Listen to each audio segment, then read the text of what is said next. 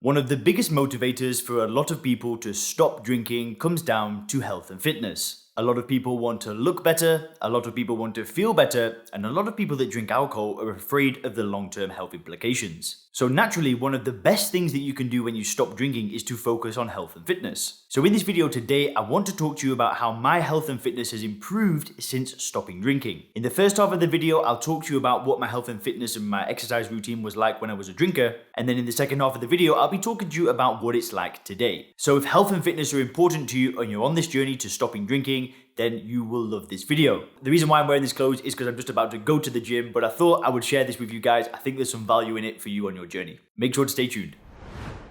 Hey guys, Leon here from SoberClear.com. Now, very quickly before we get into this video, if you want to get access to the brand new video training showing you how to get 100% control of drinking alcohol using first principles thinking, then make sure to click the link in the description. It's a 20-minute video and I'll be breaking down how I discovered first principles thinking as well as some of the major mistakes that drinkers make and the 2 phases of becoming sober clear. I think you guys are going to love that one. So, what was my health and fitness like when I was a drinker? So the first thing is when it came to exercising and going to the gym and doing exercise programs, training, whatever, I was very inconsistent. Some weeks I might go to the gym 5 days in a week. I might go running, I might do a bit of this, bit of that. And then there'd be other days where I might not go at all. That didn't matter if I was following a program that was supposed to be 4 days a week or not. Like if I didn't feel like going to the gym, I just wouldn't go. Partly that was due to hangovers, partly that was due to lack of motivation, and partly that was due to just not really caring about much when I was a drinker. So that's the first thing, I was pretty inconsistent. The next thing is when I was training and exercising, my intensity in the gym was lowered. I would arrive at workouts and not really go all out. I wouldn't really go in with like that warrior mindset, just attacking the weights and attacking the treadmill or attacking the rowing machine. I was just kind of going in and doing a bit, and then when I felt tired or when I felt like, that will do, I just left the gym. I didn't persevere. I didn't push past any kind of inner resistance. I was just fickle, and just when I got tired and when it just felt like, I'm a bit tired today, I'm a bit hungover, I just walk out of the gym. It's a bit pathetic, right? But that was just the reality of what it was like when I was drinking. So the third thing I want to touch on is nutrition. Now, my nutrition when I was drinking wasn't really the best. Obviously, alcohol is a poison. It has calories in it. You've got all the sugars that are in an alcoholic drink. But then it was the foods that I ate outside of that. Like when I drank, I would just get like kebabs, I would get pizzas, I would get burgers, I would just eat a lot of bad stuff. So I'm not saying that I've got this perfect diet now. I do still eat some junk food, but I didn't eat hardly any healthy food. Nowadays, it's more like 80% great healthy foods, 20%, a little bit more relaxed. Back then, it was more like 80% whatever the hell I wanted, 20% might have been a good healthy meal. So now it's kind of switched, but my nutrition wasn't good, which meant that I had less energy. It meant that my body composition was worse. It meant that I made less progress in the gym. And it meant that I just felt overall not as good. Now, the next thing I want to talk about is my commitment. When I drank, I wasn't very committed to optimizing health. I wasn't very committed to being fit, to being strong. I was fickle. I was like, it's not really that important. I still went to the gym. I still did those things. I still did a little bit of good stuff for me. I still tried. But I wasn't committed. I wasn't trying to get my health to a 10 out of 10. I was just trying to just do a little bit, just do enough. And really, if I gave my health and fitness a rating back when I was a drinker, it would have been a 4. There was no commitment. There was no real sense of, I want to get this to a 10 out of 10. It was just doing the bare minimum. And even then, I sometimes didn't even do the bare minimum. So my commitment was pretty low. Now, the next thing I want to talk about are illnesses. Now, I was very lucky that my drinking didn't progress to a point where I had disease or any kind of illness or anything like that. However, there was one scary moment where I was sick on a MacBook. I threw up blood on a MacBook Pro. Some of you guys may have heard that before, which is a pretty scary thing. And obviously it ties into health. There were many occasions where I blacked out, and obviously I'd say that's quite closely related to health. And, whilst I didn't have a major scare that really, well, I guess they were scares. They were pretty drastic scares, but there were no major health scares. But I guess that if I'd have continued down that path, it was the inevitable end of the road.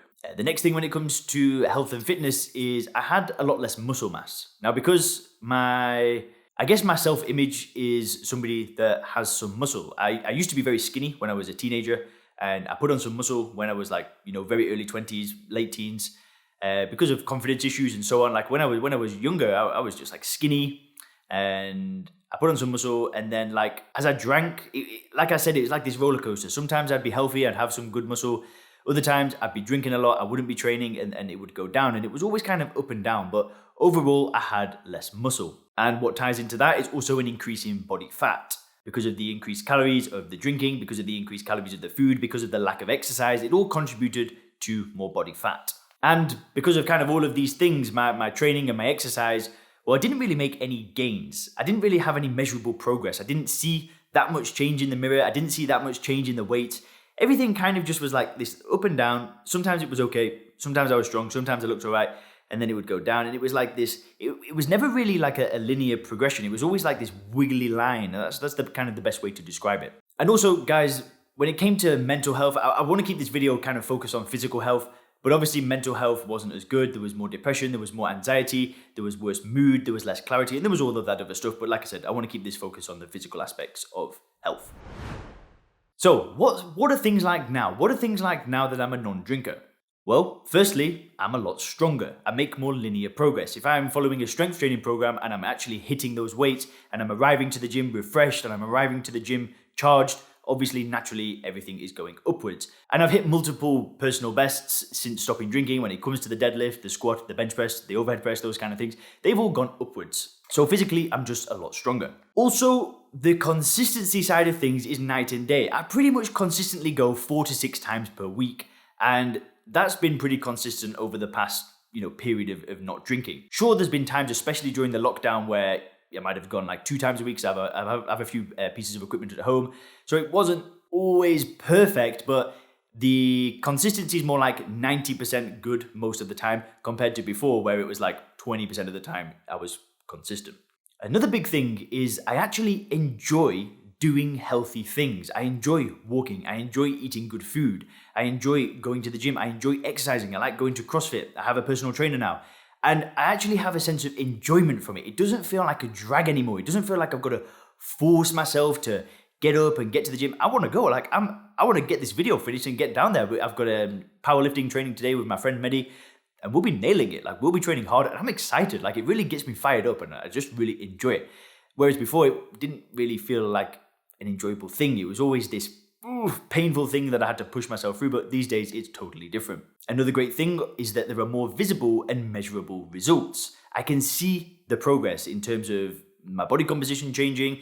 I can see the increases in muscle mass. I can see the more linear progress when it comes to the progression of strength. I can see my results now. Whereas before, like I said, it was like that wiggly line of the roller coaster. Now it's more kind of slow, steady progress. Another great thing is I'm more sociable. I remember when I used to go to the gym, when I'd had a few drinks the night before, I ain't gonna talk to anybody. And I'd actually got in arguments with people in the gym before just because I was moody and I was arsey. And I remember times where I've had face-offs with people in the gym, and I actually think back to it now.